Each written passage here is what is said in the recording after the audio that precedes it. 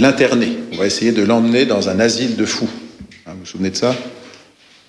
Et donc, quand on essaye de l'emmener, en fait, c'est lui qui va retourner l'histoire contre ceux qui prétendaient l'emmener, en les faisant monter dans la voiture et en disant au cocher « emmenez-les à l'asile ». Donc il y avait ceux qui étaient censés le soutenir, hein, ceux qui étaient les proches, et c'était des prêtres en l'occurrence, qui étaient un peu jaloux de lui. Et puis je vous avais expliqué aussi que comme il avait entraîné beaucoup d'enfants, il y a beaucoup d'enfants qui le suivaient, ils étaient plus de 400, un peu comme une armée.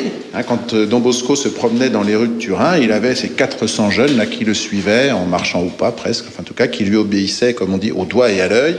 Et du coup, ça inquiétait beaucoup les autorités. Les autorités dans une ville, vous savez comment il s'appelle, le chef de la ville? Le maire. Et le maire de Turin, il va demander à des policiers de surveiller les activités de Don Bosco. Et donc, il y a des policiers qui, de loin, la guettaient un peu, ils voyaient qu'ils se réunissaient avec les enfants. Et au bout d'une semaine, ils viennent faire leur rapport. Ils viennent trouver le maire, et ils expliquent au maire qu'en fait, tout ce qui se passe avec les activités de Don Bosco et des enfants, c'est inoffensif. Il n'y a rien de dangereux, sauf peut-être une chose. Alors là, le maire, il s'inquiète, il dit « bah bon ». Et les policiers disent « oui, si on continue d'aller surveiller les activités de Don Bosco, on risque de se confesser ». Et donc les policiers eux-mêmes, ils étaient conquis, ils étaient séduits par la manière de faire de Don Bosco. Donc il va pouvoir continuer, mais vous vous souvenez aussi que la difficulté, c'était de trouver un endroit pour réunir ces jeunes, pour réunir les enfants, d'autant qu'il s'était déjà fait renvoyer, un endroit où les enfants avaient abîmé le jardin de l'orphelinat, là, ils avaient, avec leurs ballons, cassé les fleurs. Après, il y avait une autre maison où ils avaient effrayé la poule pondeuse, il y avait des poules, et il y en a une qui pondait beaucoup, et quand elle voyait les enfants courir partout, du coup, elle ne pondait plus. Bref, ça devenait compliqué pour lui de trouver un endroit. Et voilà qu'il va rencontrer un monsieur Pinardi, qui lui propose un hangar. Je ne sais pas si vous savez ce que c'est un hangar. Une espèce de grande pièce, sans beaucoup de meubles. Un hangar dans un terrain vague. Avec un terrain vague, donc il y avait à la fois, quand il pleuvait, possibilité de se mettre à l'abri, et puis le reste du temps, quand il faisait beau, de pouvoir courir, de pouvoir jouer. 30 francs par mois pour ce hangar. Et donc Don Bosco est tout content, mais c'est là qu'arrive un drame. Alors que les enfants et les jeunes cherchaient Don Bosco, ils ne le trouvent pas. Il y en a qui disent, il est monté dans sa chambre. Donc ils vont dans la chambre, ils vont dans la pièce où il était, ils frappent à la porte, et personne ne répond. Ils sont très inquiets. Il y en a un qui est avec un autre, là, ils sont à deux, ils disent, on va rentrer, on va voir. Et quand ils ouvrent la porte, ils trouvent Don Bosco par terre, il s'est écroulé, il est sans connaissance, ils sont en panique, ils se demandent ce qui va se passer, ils vont appeler le médecin, ils vont appeler Don Cafasso, qui arrive aussitôt, et le médecin, voyant Don Bosco, dit « il va mourir ». Il est épuisé, en fait, tout ce qu'il a fait pour s'occuper des jeunes, et puis pas seulement, il y avait, dans sa vie, il s'est occupé de beaucoup de situations difficiles, il ne ménageait pas sa peine, et donc là, il est, comme on dit, au bout du rouleau, et le médecin dit « non, il y a peu de chances qu'il survive ». Alors aussitôt, tous ces enfants-là, qui étaient très inquiets de perdre celui qui était un père pour eux, vous vous souvenez, la plupart, ils étaient orphelins, ils n'avaient pas de famille, et Don Bosco leur avait offert un toit, il leur avait offert souvent aussi un métier, un apprentissage. Tous, ils vont se mettre à prier très fort. Et même certains, ils vont faire des promesses. Il y en a qui disent, si Don Bosco guérit, moi je promets de faire un sacrifice tous les jours. L'autre qui dit, moi si Don Bosco guérit, je promets d'aller faire ma prière à la Vierge, là, dire le chapelet une fois par semaine. Enfin, là, ils font tous plein de promesses, sans se rendre compte des fois que peut-être ils auraient du mal à les tenir, pour demander donc que Don Bosco guérisse. Et qu'est-ce qui va se passer à votre avis? Don Bosco guérit? Il va guérir, oui, l'histoire ne s'arrête pas là. Il va guérir et on dit même que donc il est reparti pour 40 ans, donc pour continuer à s'occuper des jeunes de Turin. Seulement, comme il a encore une fois été très fatigué, eh bien, le médecin, donc à Faso, sa maman aussi qui était inquiète, la maman Marguerite, puis son frère, Joseph, qui avait été averti aussi de cet accident là de santé de Don Bosco, lui disent « il faut mieux te retirer, il faut que tu te reposes, il faut quitter Turin et retrouver un peu de calme ». Mais ça, c'est beaucoup demandé, c'est trop demandé à Don Bosco, qui, au contraire, va demander à sa maman de quitter le petit village où elle était. Vous vous souvenez qu'elle était restée dans un petit village avec Joseph. Ils avaient une ferme, ils avaient quelques petits terrains. Et donc, Don Bosco propose à sa maman de venir, justement, pour l'aider aussi, quand il aura à s'occuper des jeunes, et elle accepte. Elle accepte, maman Marguerite, d'aller avec son fils. Et donc là, ils vont se trouver dans ce quartier, le fameux quartier du Val d'Occo, qui existe encore à Turin. Alors aujourd'hui, c'est peut-être différent, mais en tout cas, le nom est toujours le même. Val d'Occo, c'était un quartier qui était très mal famé. Ça veut dire quoi? Ça veut dire qu'il y avait des voyous, comment on appelle ça, des bars, enfin des lieux où les gens venaient boire, se saouler, se portaient mal. Et surtout, et là, Don Bosco va avoir fort à faire avec eux, une secte. Il y a un groupe, une association qui s'appelle les Vaudois. Donc, ça vous dit peut-être rien. En tout cas, en Italie, ils avaient ce projet d'éliminer la religion catholique, de faire en sorte qu'il n'y ait plus de catholiques en Italie. Donc on est dans cette époque où effectivement il y avait ce qu'on appelait l'anticléricalisme. On n'aimait pas les prêtres, on ne voulait pas parler de Dieu. Et donc les gens, ils se réunissaient là dans un endroit, dans une auberge, pour faire des complots, pour essayer d'organiser les choses, pour se débarrasser des curés. Et donc le lieu était vraiment mal famé, et même certains disaient que quand on sortait le soir, il valait mieux être armé, parce qu'on risquait de se faire attaquer par les bandits qui étaient là. Mais Don Bosco ne se décourage pas, et même un soir, alors que justement il marchait dans le quartier, il y a un groupe de jeunes qui s'approche de lui. Je ne sais pas si vous vous souvenez, quand Don Bosco rencontrait des jeunes, souvent il commençait par leur dire qu'il était leur ami. Il nous dit quoi, t'es un curé toi, t'es un ami? Et Don Bosco se démonte pas, se décourage pas, il leur dit mais oui. Et si vous voulez, je vous offre à boire. Alors ils n'en reviennent pas, un curé qui voulait leur offrir à boire. Et ce qu'au fond, Don Bosco, il savait que même s'ils jouaient les gros durs, ils avaient un cœur, ces jeunes, et donc quand on s'occupait d'eux, quand on s'intéressait à eux, ils arrêtaient d'être agressifs ou méchants. Et donc il va avec eux boire un petit coup, si j'ose dire, et puis après, il leur dit, maintenant, il est temps de rentrer chez vous, peut-être. Alors ils disent, mais on n'a pas de maison, on dort dans la rue. Alors là, Don Bosco, il dit, je vous invite, vous allez venir, moi je vais vous trouver un endroit où vous allez pouvoir dormir. Et quand il arrive, maman Marguerite est là, sa maman à lui, qui avait accepté de venir, elle est en panique de voir débarquer ces jeunes-là. Et Don Bosco lui dit, il faut qu'on leur trouve un endroit où dormir. Il y a la grange, là, donc une grange, est-ce que tu peux me donner des draps et des couvertures? Alors il y en avait un petit peu quand même, ils avaient apporté de quoi aider les jeunes, et donc ils vont dormir dans la grange. Le matin, quand Don Bosco vient les voir pour leur proposer le petit déjeuner, ils ont disparu. Les draps et les couvertures avec. Alors, maman Marguerite, elle est fâchée, entre guillemets, pas tout à fait, mais en tout cas, elle gronde Don Bosco en disant, voilà, on s'est fait avoir, mais au fond, elle aussi, elle est comme lui, elle n'a pas pu dire non, et donc ils se rendent compte que ça va être peut-être un peu compliqué, souvent il y aura des dettes, c'est-à-dire qu'ils vont, pour pouvoir aider ces jeunes, pour leur acheter à manger, pour leur acheter de quoi se vêtir aussi, ils vont s'endetter. Des fois, ils n'auront plus d'argent. Jusqu'au jour où le monsieur qui jusque-là proposait que ce soit un loyer de 30 francs, dit à Don Bosco, maintenant, ce ne sera plus un loyer, je vous propose d'acheter la maison, le hangar, là, en l'occurrence, et puis le terrain vague, et je vous le vends pour 80 000 francs. Oui, alors aujourd'hui, ça ne veut pas dire grand-chose, puisqu'aujourd'hui, c'est en euros, donc je ne saurais pas traduire. Puis là, qu'on était en Italie, et en Italie, ce n'est pas des francs, c'est des lires, voilà. En tout cas, c'est une grosse somme. Beaucoup. Et Don Bosco, il sait que le monsieur essayait un petit peu de surdimensionner, de demander beaucoup trop de sous. Il lui dit 28 000. Alors il marchande un peu, et puis finalement, Pinardi, là, monsieur Pinardi, celui qui voulait vendre sa maison et son hangar et son terrain vague, dit, alors, disons 30 000, mais je veux tout recevoir d'un coup. Et s'il y en a d'un des deux qui se dédie, c'est-à-dire si vous ne pouvez pas payer ou si moi je refuse, l'autre devra 100 000 francs. Don Bosco dit d'accord.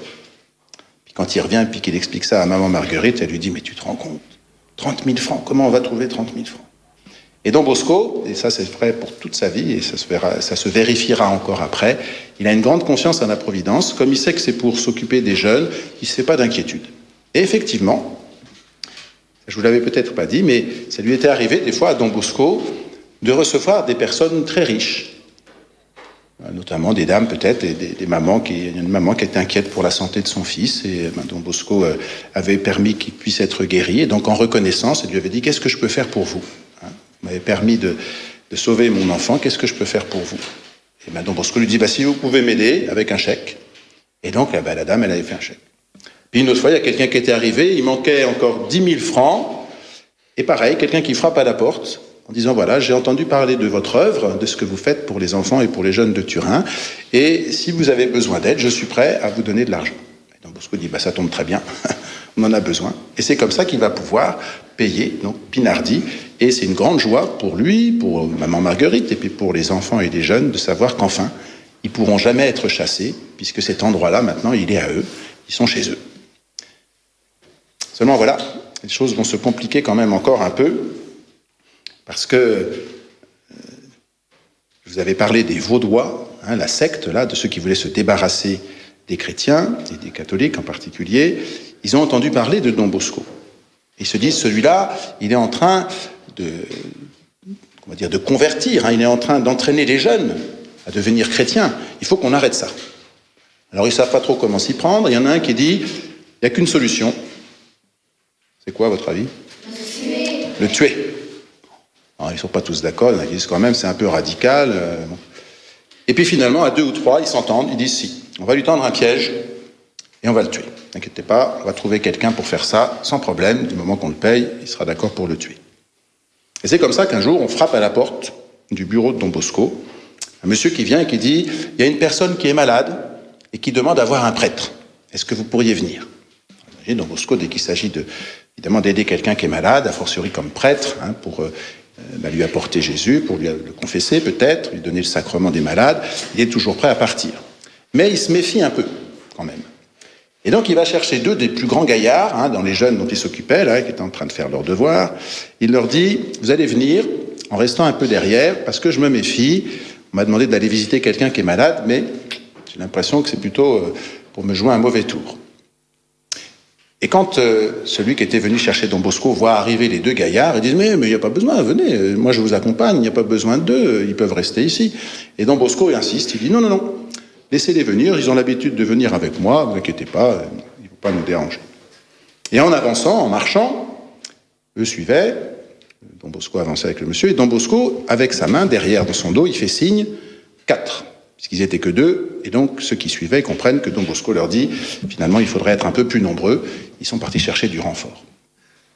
Ils arrivent à la maison, et là, quand celui qui accompagnait Don Bosco ouvre la porte, une fois que Don Bosco est rentré, il ferme la porte à clé, et puis là, il y a 4 grands gaillards aussi qui surgissent, et qui, avec des gourdins, des matraques, s'apprêtent à taper sur Don Bosco pour l'éliminer, pour le tuer. Et lui crie: à l'aide! Et donc, c'est là qu'arrivent ceux qui étaient avertis de suivre Don Bosco pour éviter qu'il se fasse tuer. Alors eux, ils sont prêts à en découdre, comme on dit, c'est-à-dire qu'ils disent qu'ils ont voulu faire du mal à Don Bosco, donc on va les zigouiller. Et Don Bosco, il a du mal à les retenir. Il dit: non, il ne faut pas rendre le mal pour le mal.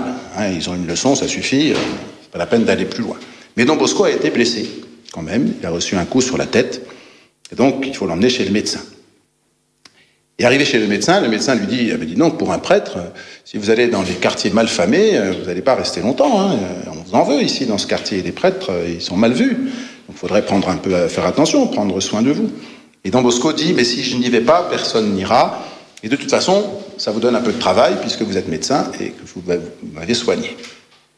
Et là, le médecin explique à Don Bosco qu'il y a aussi quelque chose qui menace, une épidémie. Vous voyez, on va se retrouver dans notre contexte à nous, hein, en Italie à l'époque, et en France aussi, à Paris. Il y avait le choléra. Je ne sais pas si vous avez entendu parler de cette maladie. Le choléra, c'est une maladie dont, des fois, à l'époque, on n'avait pas forcément de quoi soigner les gens, dont on mourait. Hein, en tout cas, qui faisait très peur aussi, parce qu'elle était contagieuse. Et donc, le médecin dit: cette maladie, elle est en train de gagner du terrain, et à Turin, il y a de plus en plus de personnes qui souffrent du choléra. Et on risque d'être très vite débordé.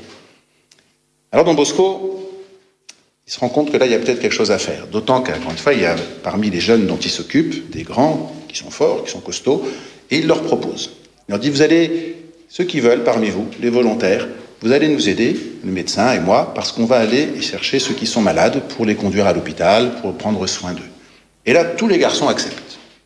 Tous les garçons acceptent. Et, chose étonnante, aucun d'eux n'est malade. Et la maladie, l'épidémie va diminuer, disparaître, et du coup, grande surprise, alors qu'ils ont côtoyé, alors qu'ils étaient avec des personnes malades, atteintes du choléra, eh bien, aucun d'eux n'a été malade. Alors Don Bosco, évidemment, lui, il pense que ce n'est pas un hasard, puisqu'ils se sont mis au service des autres, Dieu les a protégés, et donc ils n'ont pas été contaminés. Mais du coup, le maire, qui se méfiait de Don Bosco, le félicite. Il va le voir, il dit « Je suis très surpris de ce que vous avez fait, vraiment, je tiens à vous remercier, je me méfiais de vous, je me disais que vous alliez faire des bêtises avec vos jeunes, là, que vous alliez mettre la ville sans dessus-dessous, et au contraire, vous avez sauvé beaucoup de monde, beaucoup de personnes de la ville avec cette épidémie. » Et donc Bosco l'invite.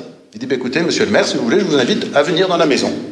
Visiter un peu notre maison, voir comment ça se passe avec ces jeunes. » Il commence par la chapelle.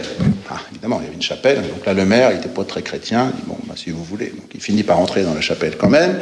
Don Bosco lui fait visiter le dortoir, le réfectoire. Il montre comment les enfants, ils sont en apprentissage pour devenir, comme les métiers que Don Bosco lui-même avait exercés. Si vous vous souvenez, des tailleurs, faire des costumes, pour devenir des maçons. Bref, donc tous ces jeunes qui sont là, le maire, il n'en revient pas. Et il avait entendu dire aussi que Don Bosco visitait des prisonniers. Il y avait une maison d'arrêt, comme à la Taloudière, là, il y avait des prisonniers, là, une prison.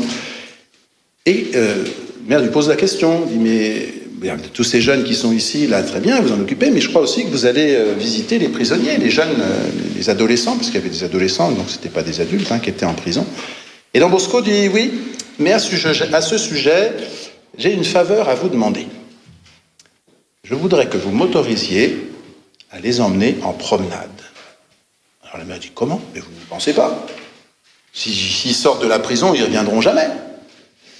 Eh bien, on verra ce qui va se passer la prochaine fois avec le prisonnier Turin. Bon, si. On va terminer en priant particulièrement, puisqu'on approche d'une grande fête, une belle fête. Vendredi, c'est la fête du cœur de Jésus, le Sacré-Cœur. Le Sacré-Cœur, c'est plus fort, le plus grand symbole de l'amour, le cœur. Et donc celui de Jésus qui nous aime, eh bien on l'appelle le Sacré-Cœur, ou le cœur sacré de Jésus. Et donc on va dire une phrase